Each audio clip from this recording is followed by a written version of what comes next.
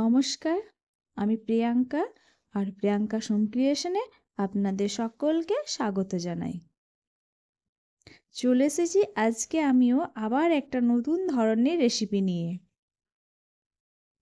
আর ভিডিওটি কিন্তু পুরোটাই দেখার চেষ্টা করবেন, স্কিপ করে দেখবেন না।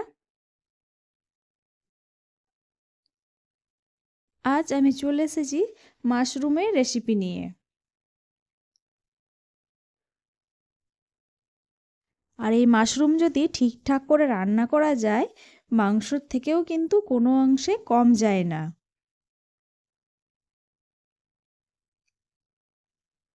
চলুন তাহলে রেসিপিটি শুরু করার আগে আমরা দেখে নিই আমি এই রেসিপিটির জন্য কি কি নিয়েছি। ধনেপাতা নিয়েছি, আলু আর টমেটো, পেঁয়াজ, রসুন। আলুগুলোকে একটু গোল গোল শেপে বা ডুমো ডুমো শেপে কেটে নিয়েছি। টমেটোটাও ছোট ছোট শেপে কেটে নিয়েছি। আর ধনেপাতা কুচিয়ে নিয়েছি, পেঁয়াজ কুচিয়ে নিয়েছি, রসুনটা কিন্তু গোটায় আছে। আর এই একটা আমি মাশরুম নিয়ে নিয়েছি। এবার মাশরুমগুলোকে আমি কেটে নেবো।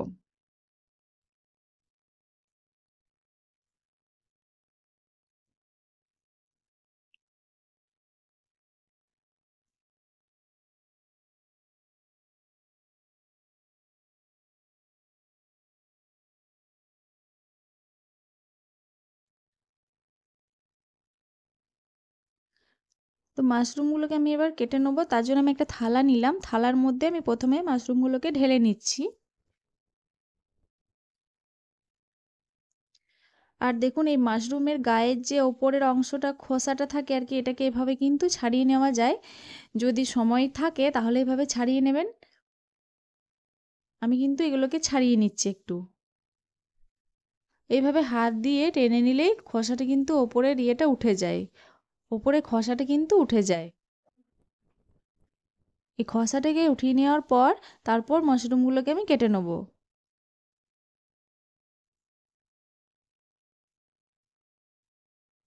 এবার আমি এই মাশরুমগুলোকে কেটে নিচ্ছি। দেখুন এই চাকুর সাহায্যে আমি এভাবে 4 টুকরো করে কেটে নেবো। যার যেটা শেপ ভাল লাগে সেই শেপেই কেটে নেবেন। আমি আমার পছন্দ মতো কেটে নিচ্ছি।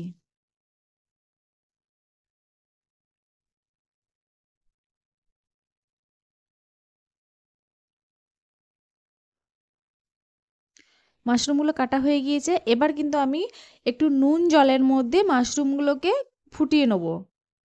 ফোটানো বলতে আমি একটা গরম জলের মধ্যে ভালো করে মাশরুমগুলো আর কি ধুয়ে নেব। কারণ মাশরুমের মধ্যে অনেক কিছু জীবাণু থাকতে পারে, তার জন্য নুন জল দিয়ে গরম জলে ধুয়ে নেওয়াটাই বেটার। অনেক কিছু ছত্রাক থাকতে পারে মাশরুমের মধ্যে, তাই আমি এটাকে গরম জল দিয়ে আমি এটাকে ভালো করে ধুয়ে নেব। আমি জলের মধ্যে 1/2 চামচ পরিমাণ লবণ দিয়ে দিলাম। জলটা একটু গরম হয়ে যাওয়া পর্যন্ত একটু ওয়েট করব। জলটা দেখুন গরম হয়ে এসেছে। এই অবস্থায় কিন্তু আমি মাশরুমগুলোকে জলের মধ্যে দিয়ে দিলাম। জলের মধ্যে মাশরুমগুলোকে দিয়ে একটু নাড়াচাড়া করে নেব, যাতে ভালো করে মাশরুমগুলো পরিষ্কার হয়ে ধোয়া যায় বা পরিষ্কার করে ধোয়া যায়। এভাবে নাড়াচাড়া করে ভালো করে আমি এটাকে ধুয়ে নিচ্ছি।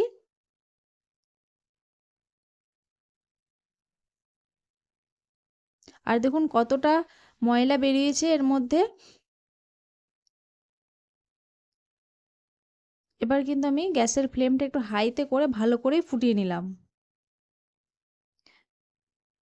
এবার এই গরম জল থেকে একটা প্লেটের মধ্যে মাশরুমগুলো তুলে নিচ্ছি। আবার বেশিক্ষণ এই গরম জলের মধ্যে মাশরুমটা রাখাও ঠিক না। এবার এটাকে আমি তুলে নিয়ে আমি ফ্রেশ জলে কয়েকবার ধুয়ে নেব। আর এই জলটাকে ফেলে দিয়ে আমি পরিষ্কার করে কড়াইটা ধুয়ে নিলাম। কড়াইটা ধুয়ে নেওয়ার পর এবার আমি গ্যাসের ফ্লেমটা অন করে বসিয়ে দিলাম।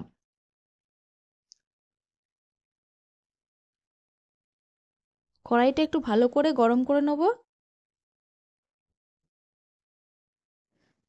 কড়াই গরম হয়ে গিয়েছে, এর মধ্যে দিয়ে দিচ্ছি আমি সাদা তেল। দিয়ে দিলাম পরিমাণ মতো সাদা তেল। এবার এই তেলের মধ্যে যে আলুগুলো আমি কেটে রেখেছি, আলুগুলোকে আমি তেলের মধ্যে দিয়ে ভেজে নেব। এখানে কিন্তু আমি কাঁচা আলুই তেলের মধ্যে দিয়ে ভেজে নেব।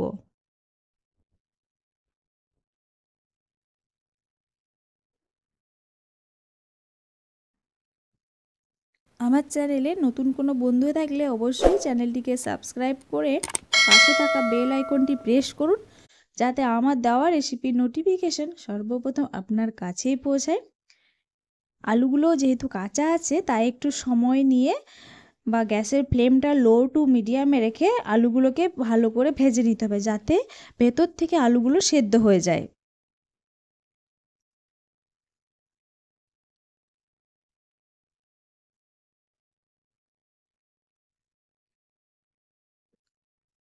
আর এইভাবে একটু নাড়াচাড়া করে আলুগুলোকে সেদ্ধ করে নিতে হবে। আর যদি এইভাবে নাড়াচাড়া না করা হয় তাহলে কিন্তু এক সাইড আলুর পুড়ে যেতে পারে, তাই এটাকে একটু নাড়াচাড়া করে আলুগুলো ব্রাউন করে ভেজে নিতে হবে। আলুগুলো কিন্তু দেখুন আমার ব্রাউন করে ভাজা হয়ে গিয়েছে। এবার কিন্তু যে মাশরুমগুলোকে আমি গরম জলের মধ্যে দিয়ে ভালো করে ধুয়ে রেখেছিলাম, সেই মাশরুমটাকে আমি জল থেকে ছেঁকে নিয়ে পুরো জলটাকে নিংড়ে এই আলুর মধ্যে দিয়ে ভেজে নেব। আবার অনেকে চাইলে শুধু মাশরুমটাকে ভেজে নিয়ে তুলে রাখতে পারেন। আমি এই আলুর মধ্যে দিয়েই ভালো করে ভেজে নিচ্ছি।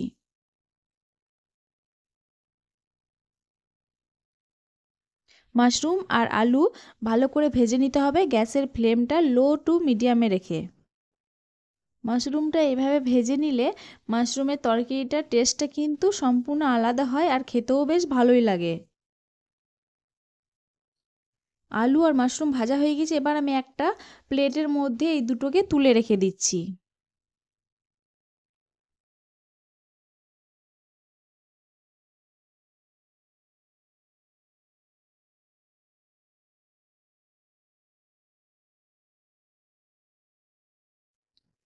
আলু এবং মাশরুম তোলা হয়ে গেল, এবার এইগুলোকে আমি সাইডে রেখে দিচ্ছি। আর ওই একই কড়াইয়ের মধ্যে এবার আমি রেসিপিটা করে নেব।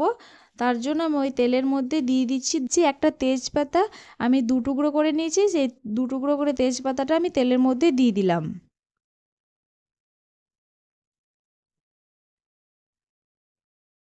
আরও কিছুটা পরিমাণ দিয়ে দিলাম তেল, সাদা তেল। আর দিয়ে দিচ্ছি এখানে গোটা জিরে, 1/4 চা চামচ দিয়ে দিলাম গোটা জিরে। এবার দিয়ে দিচ্ছি কুচিয়ে রাখা পেঁয়াজ।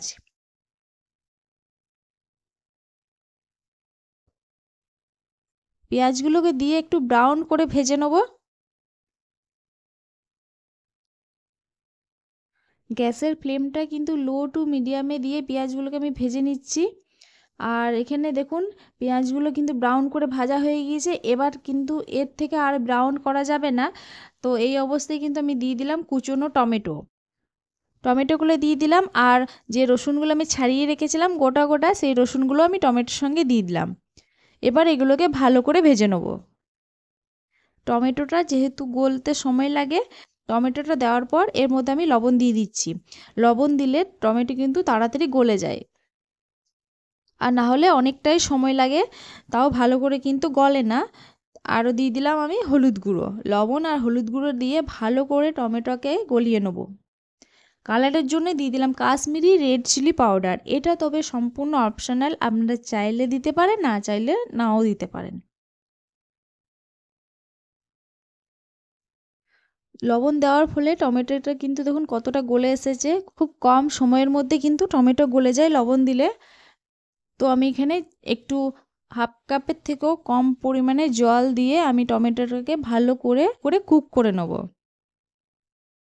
টমেটোটা যখন 50 থেকে 60% গলে আসবে, সেই অবস্থায় কিন্তু এর মধ্যে দিয়ে দিতে হবে আদা রসুন বা জিরে বাটার পেস্ট। আমি এর মধ্যে আদা রসুন আর জিরে 1 চামচ পরিমাণ দিয়ে দিলাম। আর দিলাম সামান্য পরিমাণ বা আর দিলাম হাফ চামচ পরিমাণ জিরে গুঁড়ো, মিট মশলা,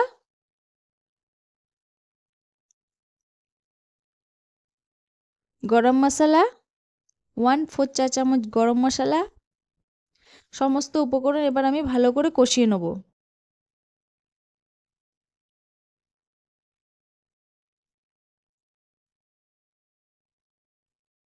আর এটাকে একটু জল দিয়ে দিয়ে ভালো করে কষিয়ে নিতে হবে।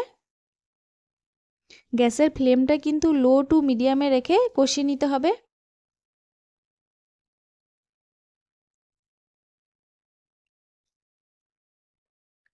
আর এখানে কিছুটা মনে হচ্ছে টমেটো যেগুলো একটু শক্ত শক্ত বা গোটা গোটা আছে সেগুলোকে আমি এভাবে খুন্তার সাহায্যে গলিয়ে নিচ্ছি। টমেটোটা যত ম্যাশ হবে বা গলবে রেসিপিটা কিন্তু ততই ভালো হবে।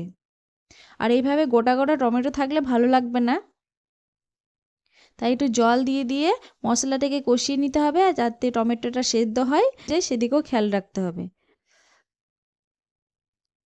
দেখুন এখানে টমেটোটা কিন্তু অনেক গলে গিয়েছে। এবার আমি যে আলু আর মাশরুমটা ভেজে রেখেছিলাম সেটাকে দিয়ে ভালো করে কষিয়ে নেবো। এটা কষতে কষতেই গলে যাবে।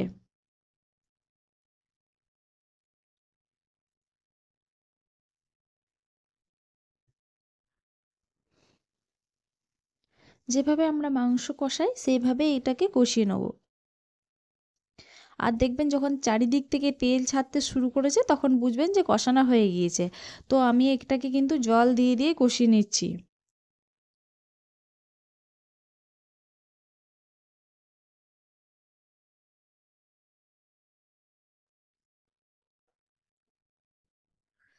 এটা দেখুন কষানো হয়ে গিয়েছে। এবার আমি কাঁচা ধনেপাতা এর মধ্যে আমি ছড়িয়ে দিলাম।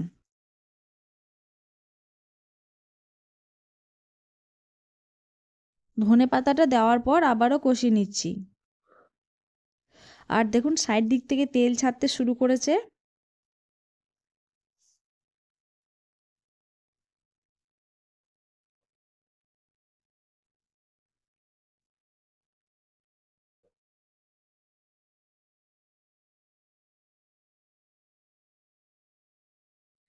আমার চ্যানেলে আরও বিভিন্ন ধরনের বা নতুন নতুন রেসিপি দেখার জন্য আপনাদেরকে কি করতে হবে, আই বাটন ফলো করে নিতে হবে বা ডেসক্রিপশন বক্স ফলো করে নিতে হবে।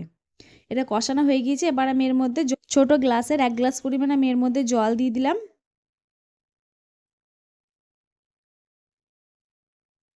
এবার জল দিয়ে এটাকে ফুটিয়ে নেবো। আলুগুলোকে ভালো করে সেদ্ধ করে নেবো। যদিও আলুগুলো তেলে ভাজার সময় বা তেলে ভালো করে কষিয়ে নিয়েছি, তাও একটু সেদ্ধ হতে সময় লাগবে। তাও এটাকে আমি গ্যাসের ফ্লেমটা লোতে রেখে একটা ঢাকা দিয়ে আলুগুলোকে সেদ্ধ করে নিচ্ছি বা এগুলোকে সেদ্ধ করে নেবো। এইভাবে ঢাকা দিয়ে দিলে তাড়াতাড়ি সেদ্ধ হয়ে যাবে আলুগুলো।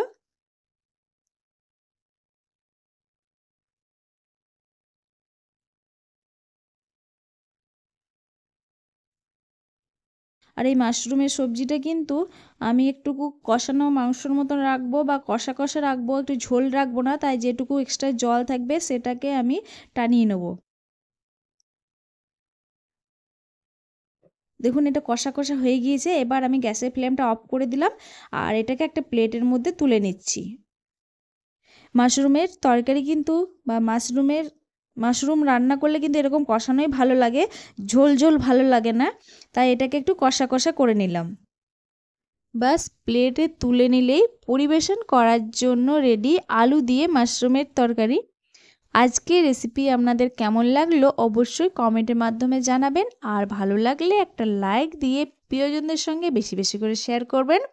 ভালো থাকবেন, সুস্থ থাকবেন। দেখা হবে নেক্সট ভিডিওতে নতুন একটা রেসিপি নিয়ে। ধন্যবাদ।